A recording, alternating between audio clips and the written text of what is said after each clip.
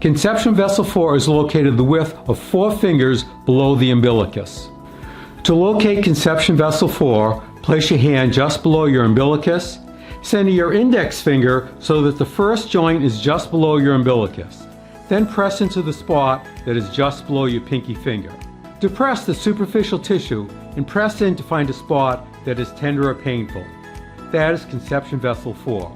You might have to search slightly higher or slightly lower. Activate conception vessel 4 by rubbing this area quickly 5 times.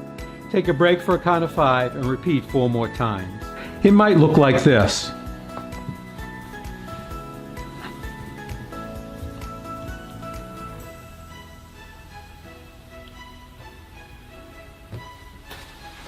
Or if you have a Tay Shin, it might look like this.